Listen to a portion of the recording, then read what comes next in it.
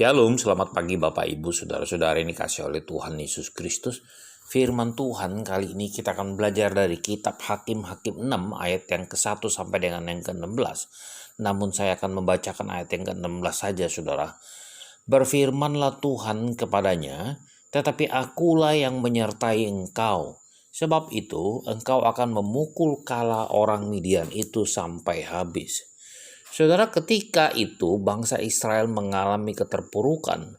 Selama 7 tahun mereka itu dijajah oleh bangsa Midian sehingga orang Israel menjadi sangat melarat oleh perbuatan orang-orang Midian itu, saudara. Mengapa hal itu diizinkan terjadi? Bangsa Israel memberontak kepada Tuhan. Mereka melakukan apa yang jahat di mata Tuhan. Itulah sebabnya Tuhan mengizinkan kesesakan seperti itu terjadi atas bangsa Israel. Saudara ini dikasih oleh Tuhan Yesus Kristus, ingatlah selalu ada konsekuensi bila kita menyimpang dari jalan-jalan Tuhan. Saudara, begitu perkasanya bangsa Midian sehingga bangsa Israel itu mengalami ketakutan yang luar biasa. Sampai-sampai mereka itu harus bersembunyi di gua-gua dan kubu-kubu. Meskipun demikian, tetapi ketika mereka berseru-seru kepada Tuhan, maka Tuhan pun tetap mengindahkannya dan memberikannya pertolongan.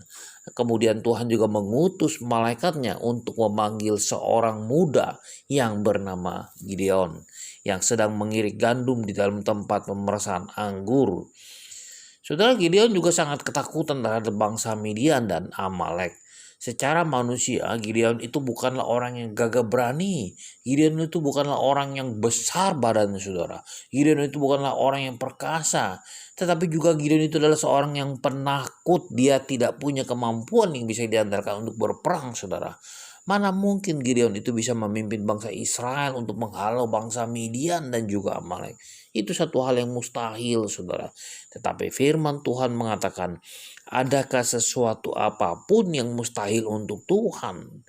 Dan apa yang bodoh bagi dunia dipilih Allah untuk memalukan orang-orang yang berhikmat.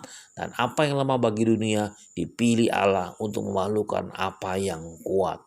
Saudara, bukankah hal ini juga sama seperti Daud kalau kita membaca kisah Daud? Siapa yang pernah menyangka bahwa Daud itu dipilih oleh Tuhan untuk menjadi raja menggantikan Saul?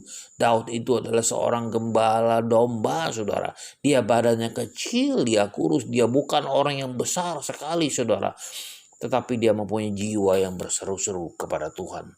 Saudara, Gideon juga demikian. Dia hanya berasal dari kaum yang paling kecil di antara suku Manase dan termuda di antara kaum keluarganya.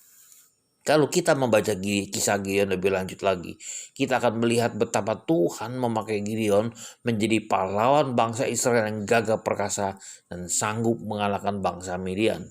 Saudara yang kasih oleh Tuhan Yesus Kristus, dari kisah ini kita bisa tahu, saudara, apapun keadaan kita saat ini, jangan pernah menyerah, sebab Tuhan selalu mempunyai jalan keajaiban buat kita. Tuhan sanggup mengubah segala sesuatu dari keterpurukan menjadi kemenangan. Tuhan juga yang menghentikan perperangan sampai ke ujung bumi. Tuhan juga yang mematahkan busur panah. Tuhan juga yang menumpulkan tombak. Dan Tuhan juga yang membakar kereta-kereta perang dengan api. Saudara yang kasih oleh Tuhan Yesus Kristus, ingat kita punya Tuhan yang kuasanya tidak terbatas. Dia yang menyertai kita senantiasa dari sekarang sampai Tuhan Yesus datang untuk yang kedua kalinya. Maranatha. Selamat pagi, selamat berkarya dan Tuhan berkati.